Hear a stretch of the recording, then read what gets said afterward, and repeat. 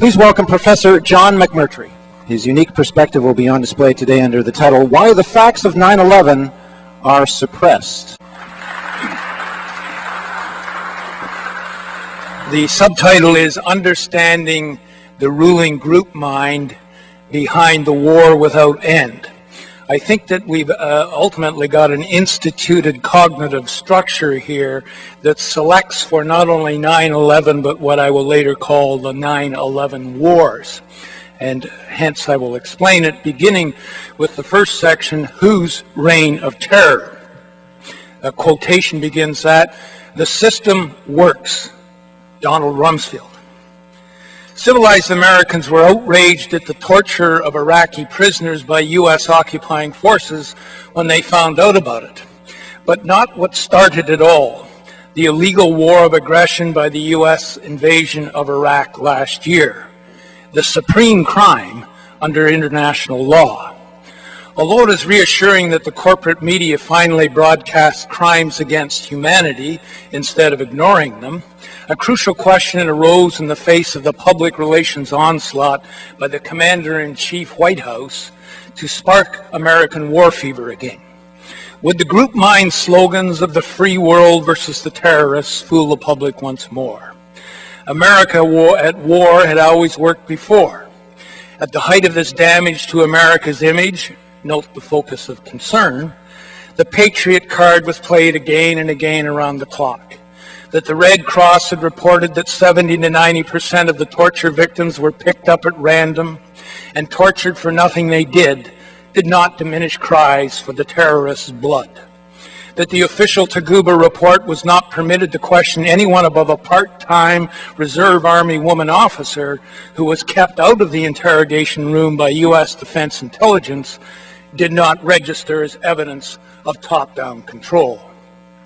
That the far worse crimes of continuously maiming and killing defenseless Iraqi women and children by U.S. and Allied bombing were not connected, indicated that the murderous blind eye was still closed.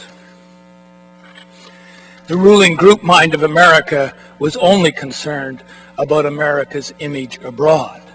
Throughout, the deep pattern was overlooked, which tells all. That this U.S. regime obeys no law if it protects the life of people outside it. The examples are self-defining at every level. Sabotage laws of the Community of Nations from the Kyoto Protocol through the rights of children and the Landmines Treaty to trashing of nuclear bomb bans, covenants for economic sovereignty, and against racism and atmosphere destruction. Wherever one looks across the world's fields of life need, the U.S. presidential line of command constitutes itself as above the law, including the International Criminal Court itself, which it applies against others with righteous fury. Denial of any charge is the first response, and then attack on any who speak up. The Bush Jr. regime is a pure type of a long pattern of criminal lawlessness whose wheel within wheels of murderous operations is the seldom discussed U.S. Defense Intelligence, far more powerful than the CIA. The barbaric tortures in Iraq, which caused an international uproar in May 2004, had been internally and externally documented for the Pentagon since the previous year, but were ignored at the top until one thing changed: the pictures. The one thing the media public can understand were published by the mainstream media and made plausible denial no longer possible. There are no pictures of the 9/11 setup. Throughout, one rule remained intact. No one called the president or his directors liars. The latest big lie continued to be lost, as always, in disconnected pieces. In the background, 9/11 justified any violation of international and constitutional law as essential to the war on terrorism, the same justification used by the corporation-friendly Third Reich to invade other countries at will. Behind one corporate state was the precipitating Reichstag fire to declare war on all who stood in the way. Behind the successor military war state was 9/11. Both were based on transnational corporations working both sides. The 9/11 baseline to justify war on whomever one wanted, far more clearly than the Reichstag fire, was looked for long before the event. The Bush Junior planners had already published the Linchpin Proclamation, Project for a New American Century, a full year before 9/11 in September 2000, a public planning document in which the desired, quote, process of transformation for the U.S.'s world mission of, quote, full-spectrum dominance was made overtly contingent on, quote, some catastrophic and catalyzing event, like a new Pearl Harbor, unquote.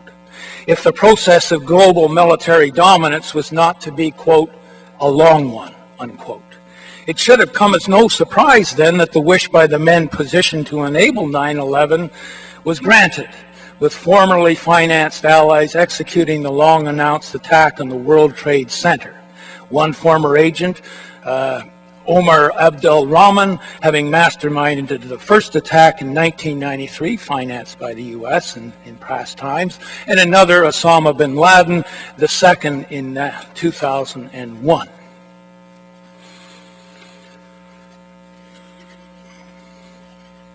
Understanding the 9/11 wars. Quote, this is from Brzezinski. The United States needs unhindered financial, it's a quote from 1997. So we've had a number of warnings before it happened, including from the regime itself. The United States needs unhindered financial and economic access to Central Asia's natural resources, especially the enormous economic prize of the natural oil and gas located in the region. But it will be difficult to fashion a consensus on foreign policy issues except in the circumstances of a truly massive and widely perceived external direct threat, unquote. The deepest mystery of 9/11 itself is why the facts contradicting the official story have been silenced in public and media discussion, with even left websites refusing to engage the meaning. I had a debate with Michael Albert, for example, on ZNet, and he just avoided it continuously, the whole issue. The taboo against knowing the facts is here encoded into the identity structure itself. Even the plain fact that there was an unprecedented delay on 9/11 of standard plane intercept routines for over 70 minutes, normally 10 minutes long, until all the target buildings had been hit, still remains publicly unspeakable years later. No one denies the fact.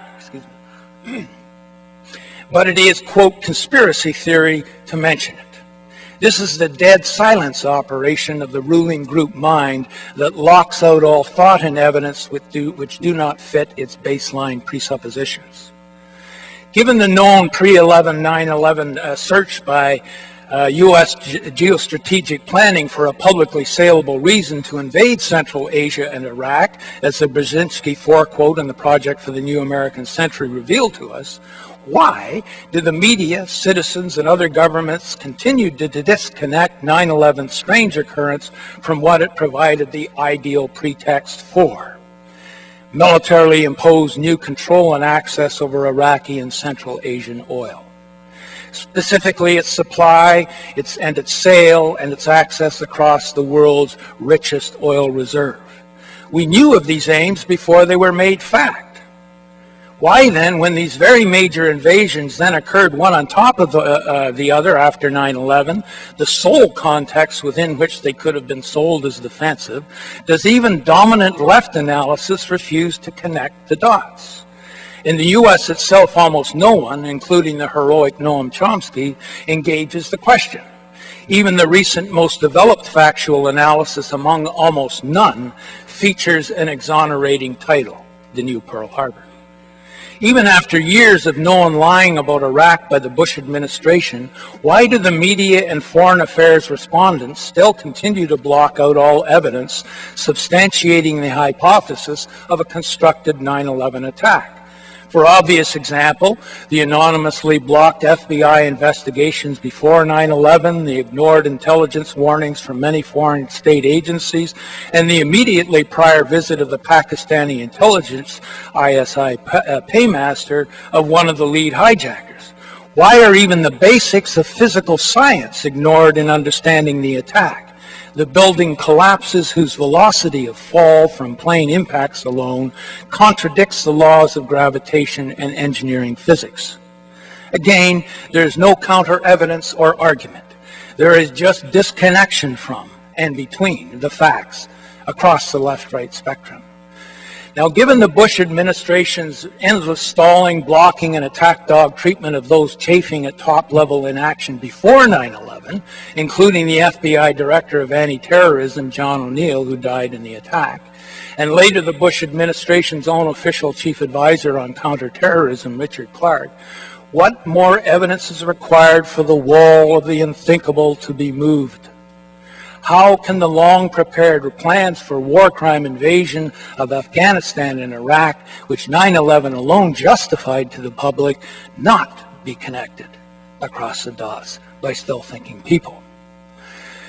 How could anyone coherently believe that, quote, and this is John Kerry's quote, and he's a careful man, quote, the most crooked, lying group I've ever seen, unquote, about the Bush Jr. administration string pullers were somehow not in? How could you coherently think that they weren't in on what, quote, all the buzz in Washington, as well as foreign intelligence circles, were warning about right to the day?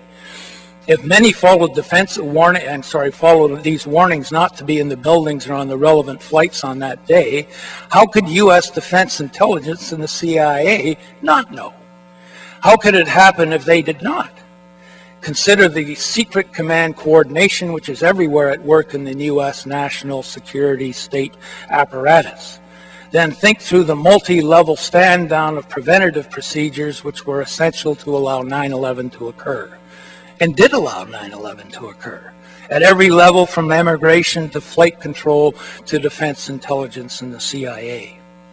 If one remembers the record of sacrifices of countless thousands of people to covert geopolitical strategies of which the U.S. corporate security state is known already to be capable, what could be the cognitive disorder which could block the recognition of these connected facts and their meaning?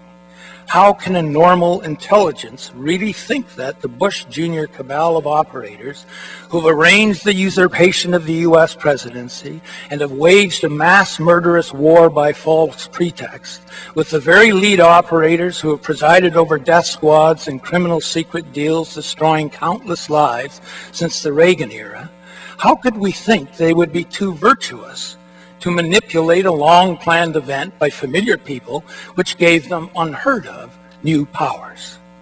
When they know from all experience that they can play the card of America at war against anyone who challenges the president and commander-in-chief, why would they reject the heaven-sent fulfillment of their known wish list by 9/11? The motivations for murderous crimes of state and successful distancing from them are the warp and woof of history. All Henry II required to murder the Archbishop of Canterbury was a question in front of those who served him. Would we not have to be foolish to assume that the power-corrupted men facing enmeshment in the greatest electoral scandal and business frauds in U.S. history and a sliding economy under their watch would just turn away from an allowing event which would reverse their fortunes?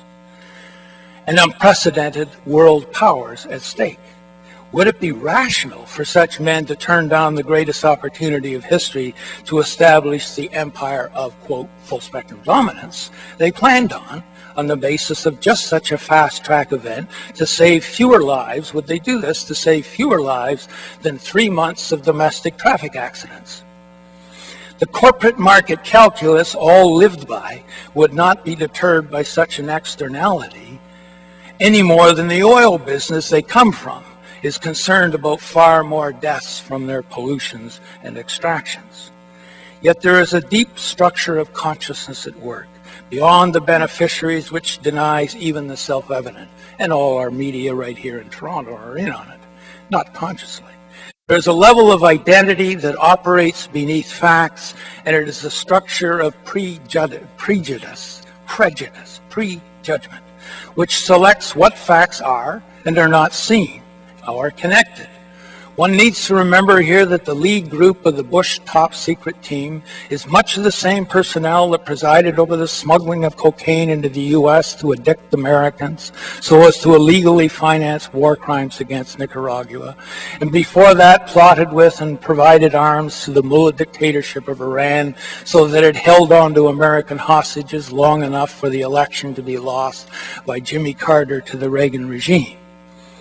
Even without this larger historical context in view, and it's the same people like Elliott Abrams and so on, and Cheney, who are involved, within which, in fact, Cheney and Rumsfeld have worked at the top from the beginning, what evidence in the real world does the mainstream of North America have to believe that the very same people in political networking who boldly stole the 2000 presidential election by overriding legal voting procedures and rode on Enron jets and criminally provided financing to get there, and who still try to push through a national energy policy secretly advised by the same fraudulent operators, why would we think they're above letting 9/11 occur to win world power for themselves?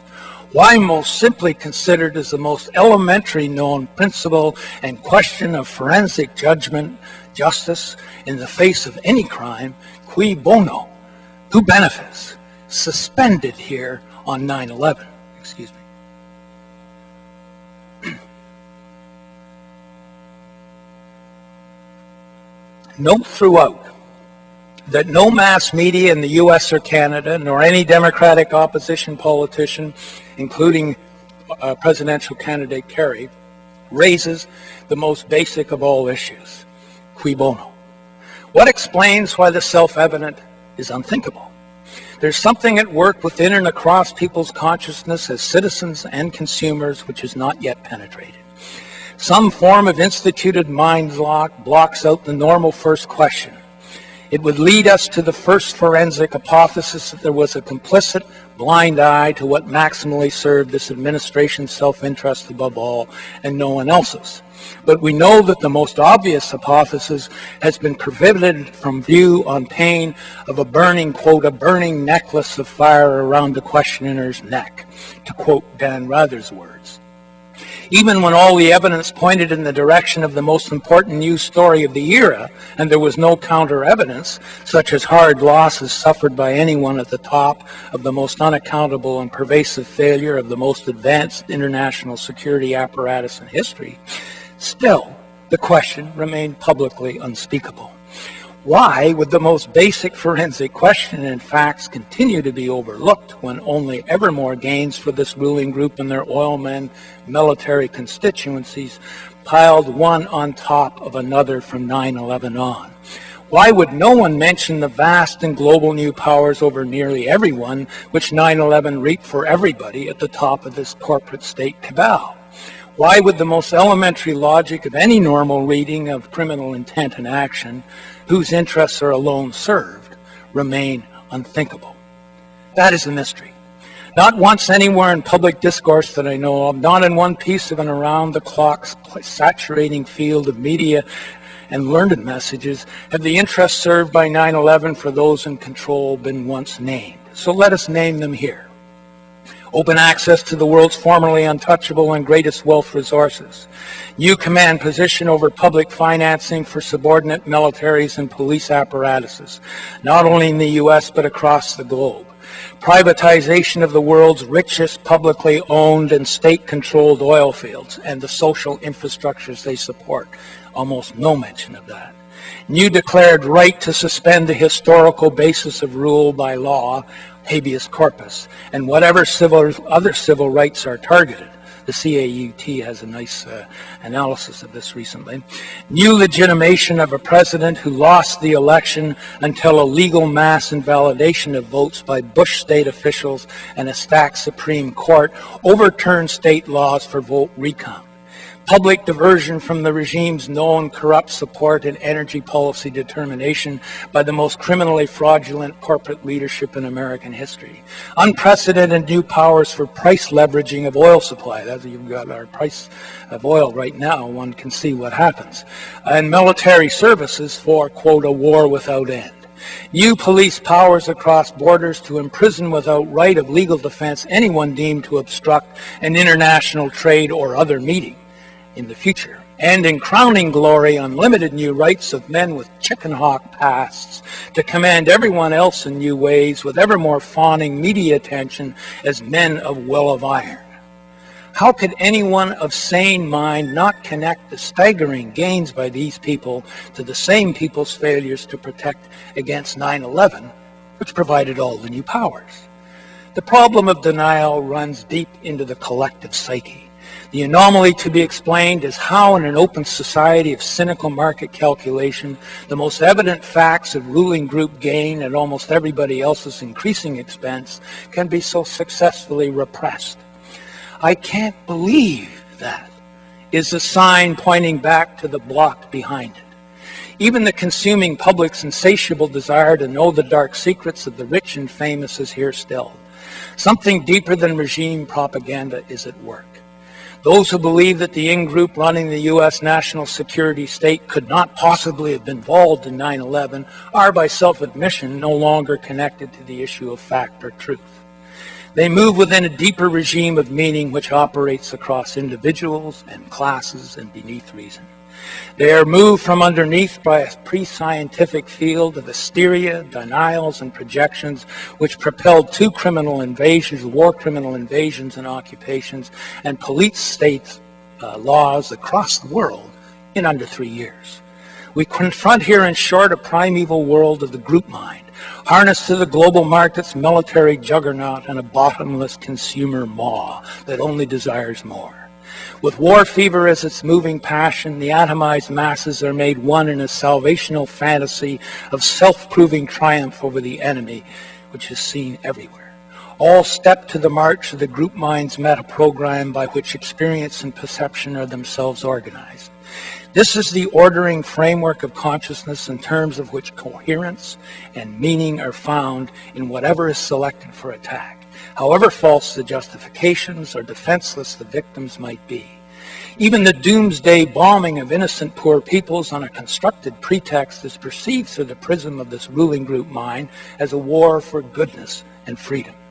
This is an old pattern in American expansion of continental and global market power, but it becomes fanatic in a new way with the construction of 9/11. Few dare to see the propelling mindset behind. In the 9/11 turn, one stigma phrase has held the group mind in a set point of compliance that asks no questions. Conspiracy theory is the term of art for the silencing operation. Fear of ridicule does the rest. In consequence, the 9/11 attack has permitted what was impossible before it. It has allowed an illegitimate administration to transmute into Americans' patriot champion at war, above accountability and the rule of law. Defending America from another terrorist attack, quote, has in this way become a political blank check for corporate corruption of government with impunity, war criminal acts and threats across the Islamic world without limit, and attacks on civil rights and public commons everywhere. This is the theater of America's war without end. A war which bestows new rights to dispossess, intimidate, imprison, and kill those who oppose, and more deeply, ignore the world's increasingly grave environmental and social problems which deepen under the global market regime. It is a war which crosses oceans and borders, a fiat reality which blocks out any effective attention or policy to the global crisis and its systemic causes. It has captured not just one government and people as in past wars to divert populations, but the entire world, which is, quote, either for the U.S. or for the terrorists, unquote. The public sector is thereby rendered impotent in formation of social policies and infrastructure to meet the life and death problems of the failing global market paradigm. Many thinking people understand the geostrategic pattern at work here, but not the regulating mechanisms of the pathogenic group mind that orders every one of the steps. It is the system decider behind every false terror scare, diversionary attack, big lie and violation of international law since 9/11. It is its meta-program. Its primary economic expression is global privatization of public resources by force as well as fraud. Terrorists instead of communists are the diversionary enemy. What is in fact attacked at every level in on the ground is any social formation which blocks access to the last great frontier for corporate exploitation and control of our epoch. Public resources and spaces of every kind, including thought itself. This is the code meaning of the Bush administration's endless mantra of our freedom. That is, full spectrum control, freedom for full spectrum control, or access to everything of priceable value with no outer or inner perimeter to its invasion. That's the key. The trigger cause of the U.S. war state is the 9/11 attack on America, quote, but its binding lie is freedom. U.S. investment interests in defense installations increasingly span the globe in the name of everybody else's liberation. 9/11 is the pivot on which it all turns. In the background, David Rockefeller advised the corporate elect of the beacon of solution long ago. A supranational sovereignty, and this is a quote from him, a supranational sovereignty of an intellectual elite and world bankers, unquote, he long ago explained at the June 1991 Bilderberg annual meeting, quote, is surely preferable to the national autodetermination practiced in past centuries. National autodetermination is what's being eliminated. In the foreground, devout 9/11 story believers await the rapture to come. For all the magic of the invisible hand infallibly transfigures infinite self-desire into the best of all possible worlds. That's right into neoclassical economics now, and I'll soon be into that. The optimum means the best of all possible worlds. The 9/11 turn to war across the Middle East, Baghdad, and Central Asia is in this moral universe the intersection of divine plan and history, with God's modern chosen nation now fulfilling the grand mission to liberate peoples everywhere to the promised land of the global free market, with no public realm left anywhere unsubjugated to market disciplines and chief executive command. It's all modeled on the corporate hierarchy of command. The regulating group mind behind the 9/11 or the global market wars. At the core of the borderless meta program, which regulates the perception and understanding of our epoch, lies the ruling group mind. Its ancestor predates the U.S. as a nation, but corporate America and its president express its last global armed crusade. Not even the more ancient duty of the colonial state to build infrastructure instead of destroy it inhibits the pure corporate capitalist form of U.S. empire. Not even the life security of Americans' own citizens figures into the money sequence system into which all that exists is converted. From the water we drink to the genes of what we eat, from the countries of the non-market world to the sky over our heads. For the conversion of all life organization and their conditions into commodities and money demand in perpetual growth is known to be identical to our freedom. Thus, only more market money transactions for price commodities for a profit, with no life coordinates anywhere involved, count in our national accounts today, including Canada's national account, as development or well-being. This is the inner meaning of what is called, quote, the free world. The fatal problem was evident to Abraham Lincoln over a century ago, and this is not much quoted. Lincoln warned in a private letter, quote, as a result of the war, corporations have been enthroned by the war, as usual, and an era of corruption in high places will follow. And the money power of the country will endeavor to prolong its reign until all wealth is aggregated in a few hands and the republic is destroyed, unquote. That's Lincoln. Lincoln was assassinated within a few months, 5 months of that letter, to a colonel. U.S. corporate rule has since been instituted across the world, and now, triumphalist over all alternatives, invades across the world wherever there is room for, quote, more freedom and development for its money sequencing operations. Whether the civil common sectors and unpriced life spaces within existing capitalist societies, or the entire economy and resource stocks of non-capitalist societies which are defenseless against attack. The inner logic of the corporate order's globalization is not dependent on this or that administration, and that's important to remember. It is a meta-program of regulating assumptions, and it has sedimented over centuries into the ruling mindset of our epoch. Its principles are now mathematically enshrined in neoclassical market models, but they are also the regulators of everyday thought across the world. As with the one true faith of a former age, the ruling principles are variously comprehended and normally function at the preconscious level. No one safely challenges, however, any of them. In order to understand the through line of the ruling market group mind since Adam Smith published its first testament in the year of the American Revolution, we need to understand its system-deciding principles which form the bare metaphysic of the 9/11 wars. This thing goes deep.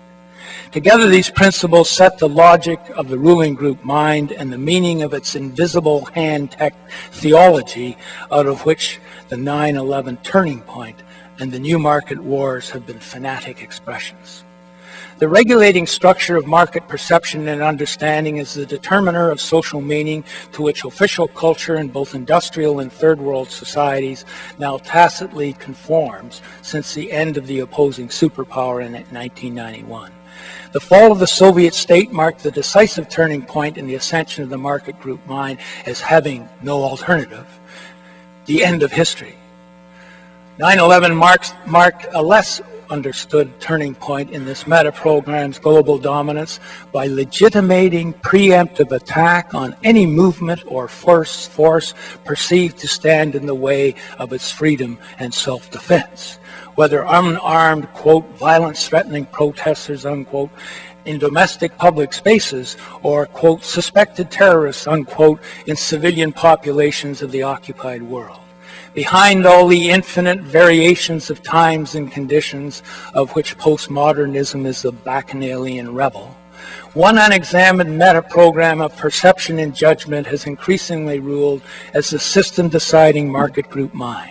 Its inner logic determines every step of the global market crusade by the U.S. war state before and especially since 9/11, with the latter providing it its carte blanche.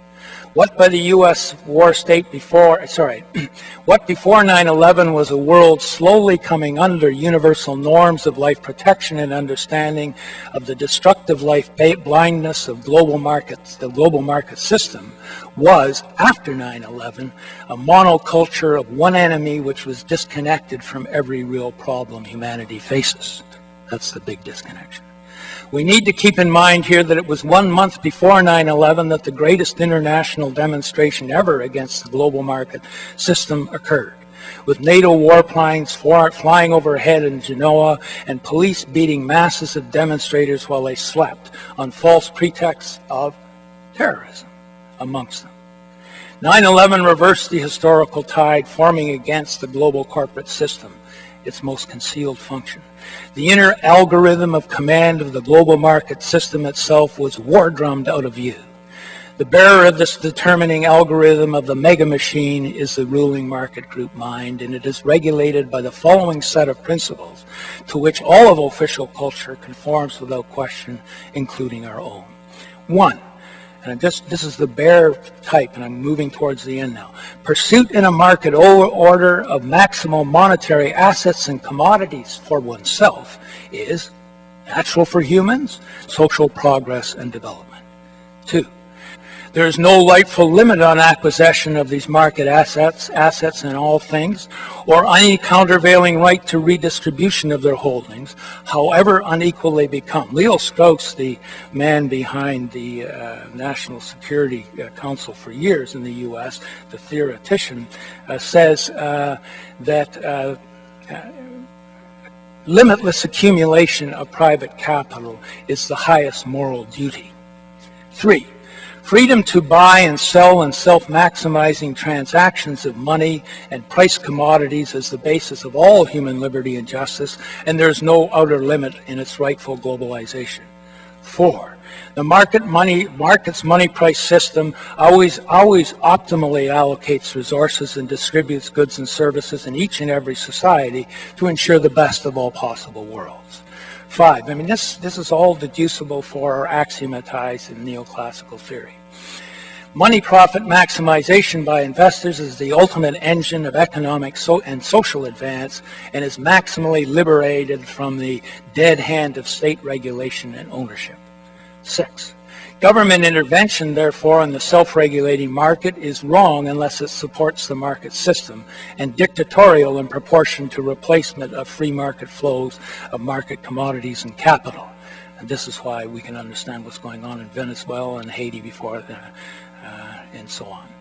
7. Individual consumer desires are permanently increasing and unlimited in their growth by human nature and are what all free people want more to satisfy. 8. The public interests in human welfare are only increased by a market economy which produces all that is good, including democracy, poverty alleviation, and human civilization. Market growth is therefore beneficial in all places in time with no limit to the conversion of planetary and human life organization into more priced goods for consumers and profits for firms.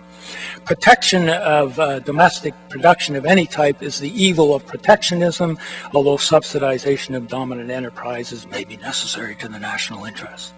11. Whatever facts of life disaster may seem to contradict the necessity and validity of market principles 1 through 10, the ones I just read, they are always understood as corrected by better application and more rigorous application of market principles. 12. If the creative destruction, as it's called, of the global market destroys old environments and ways of life, these are unavoidable costs of technological progress to be solved by market means. 13. Individuals, groups, or governments which doubt or criticize, and here we get the war drum beginning, the supremacy of the market system or the inherent efficiency of its production and distribution or the freedom of its agents, thereby reject the free market and therefore democracy, and are therefore, it follows by transitivity, dangerous to humanity. 14, any and all societies, parties, or governments which seek any lived alternative, and this is always what they attack, any lived alternative of economic organization, are to the extent of this irrational or evil and must be prevailed over by all means available, including armed force, and I would add 9/11, to protect and advance the free world for all. That's the meta program. A simple question tests the hold of these principles. What government, mass medium, or neoclassical economist does not conform to each and all of them? The Bush Jr. administration may be specially extreme in pushing the globalized free market by force of arms on false pretexts, but which of these principles is transgressed in speech or policy by even leaders of this administration's opponents? Who suggests that Iraq should be left free to pursue its own choice of a socialist path? More challengingly, we may ask, which was set up all along before Saddam, what market principle in any way rules out war criminal invasion of non-market societies? Or more challenging, we may ask, how would the allowance of 9/11, the engineering of 9/11 itself, violate any market principle? The answer is that it does not. The only cost recognized by the market value calculus is a cost to business. Lives are worth nothing. Only market incomes are. In fact, no high-income executive, another strange fact not investigated, seems to have been there on 9/11, and the costs were borne by the public. As for the U.S. market itself, it was already in a deep slide before 9/11 stimulated massive new government spending. The market recession was, of course, blamed on the terrorist attack. But that is an operation of the market group mind. Any facts which do not fit its assumptions are preconsciously inverted and reversed so that they do. More revealingly, the market meta program favors 9/11 by favoring its consequences. Destruction of a socialist state or an Islamic society for replacement by a free market is the maximum good possible for it. If we see through this moral prism, the set points of market understanding, only necessary and beneficent effects appear through the lenses of perception. Who could disagree with overthrow of an alien state dictatorship, two of them, sitting near or on the global market's most precious and increasingly needed wealth? The magic thinking of market market logic then cascades into optimal states of expectation afterwards. Extension of more efficient market relations of production and distribution to the locked-in resources of people involved. New private capital formations and freedoms. Opportunities for spectacular market growth where before there was none. Relief of consumers from inefficient Arab monopoly of oil. A competitive price system to properly deploy and allocate resources, instead of an Islamic or socialist prison keeping the people in backward dependency on handouts and subsidies. And historic new vistas for foreign capital and local entrepreneurs to lead undeveloped Afghanistani and Iraqi societies out of the dark ages to the summum bonum of the era. The first Islamic market miracle. Certainly such market magic thinking and blindness to life facts has been abundantly evidenced already from the planning of the invasion on. Complete absence of any post-invasion plan to rebuild the economy, shattered by 2 saturation bombings and 12 years of U.S. enforced sanctions. To restore the destroyed life infrastructure that had killed over 500,000 children, or indeed to do anything but let an imagined liberation and market miracle spontaneously recreate a society from the genocide of the socialist society over 12 years. This revealed a derangement of mind disconnected from the life world, but no one has yet followed it back to its source. The complete incapacity of the market state invaders to plan for or provide even public security of the most basic infrastructures of water and electricity, let alone food and employment or healthcare or education or freedom from attack, and most of which Iraq had led the region in development prior to the first invasion, the key ignored fact, revealed a superstitious structure of market logic at work. Could any mumming of slogans and systematic destruction of life systems from the Dark Ages rival this continuously barbaric outcome?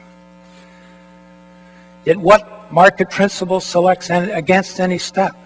The deep prejudice of the market calculus that it is life-blind in principle and can only compute money sequences and sums. The same set point of perception and value judgment reaches back to 9/11 and before. The unspeakable truth is that no market principle is not better realized through the 9/11 attack, and that's why people keep saying it's better. Okay, it has to be better. If 9/11 had not been planned by the ex-ally bin Laden and enacted by the, quote, moral equivalents of the founding fathers, unquote, as Reagan called the Taliban and their allies, in the U.S. finance war against another secular socialist government, what else could have justified the new global market wars? Market logic is the hidden system decider throughout. One more level of the meta-program of the mind, however, is required to propel and legitimate its supreme crimes against humanity as acts of self-defense and liberation. That is the religion of America, and it expresses the global market program as a war crusade across the world with America as the Messiah state.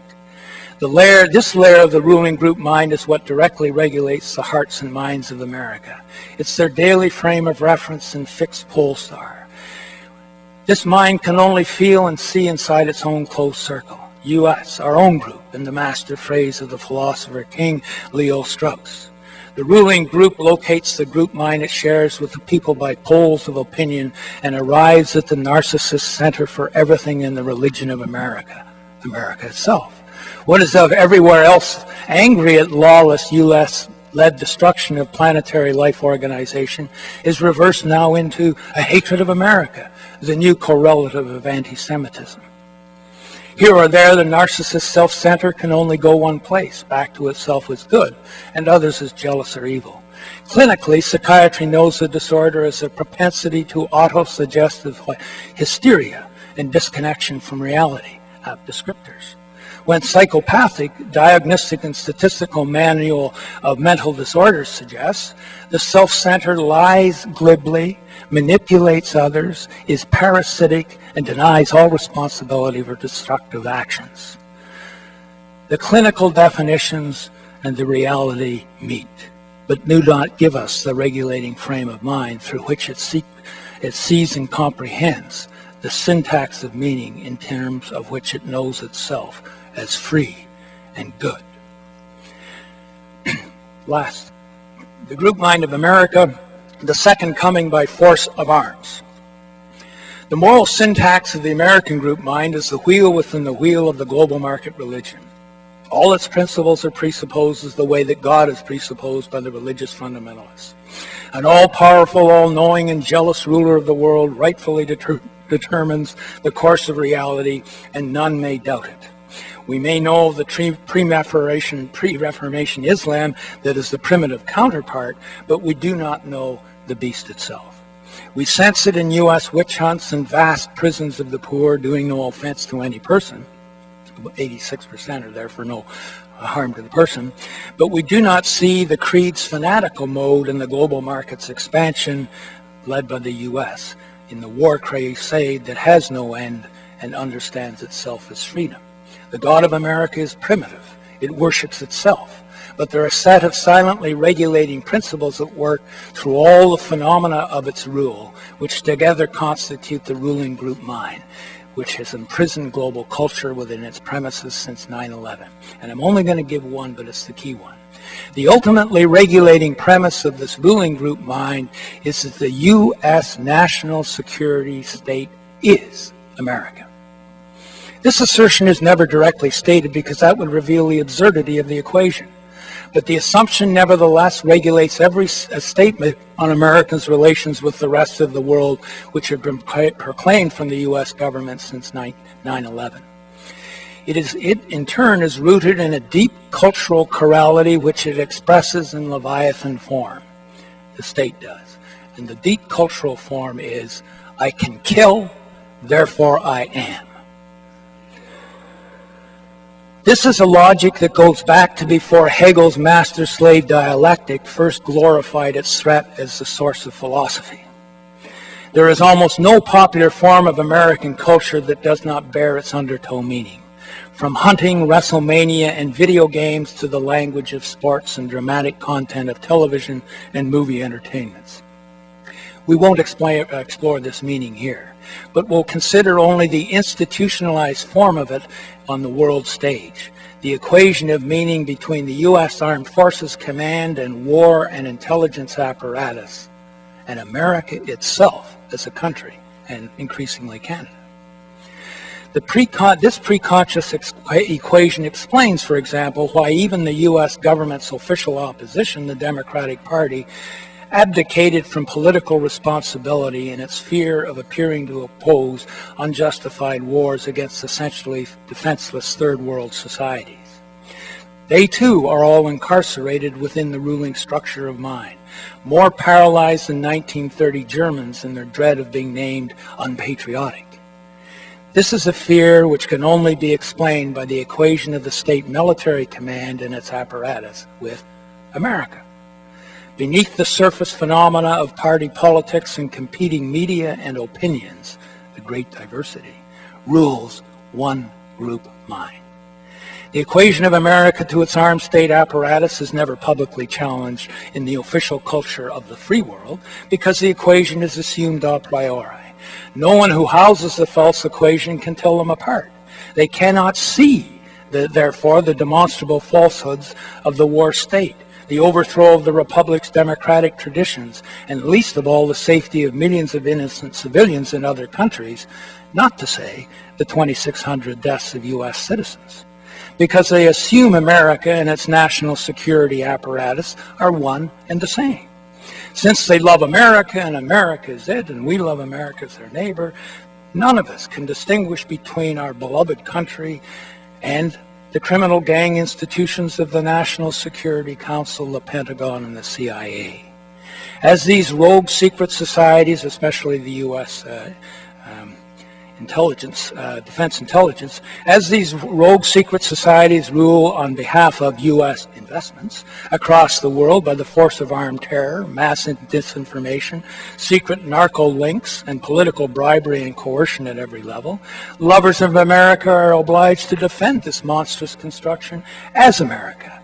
This equation, and the president as the president. This equation obliges them to be blind to fact. It then misleads them into supposing that anyone who opposes a gangster state rule of the world is anti-American. One absurd equation develops and builds on another and ends as a paranoid mass cult characterized as patriotism, just as in the 1930s with the world's most powerful industrial state. It is this false equation at the baseline of the group mind that we find the kernel of our world's problem. America's self-definition is capacity to kill others, unbound by international law. 9/11 is both the karmic blowback and the launching site of this self-equation in the global market war for empire without end. Thank you.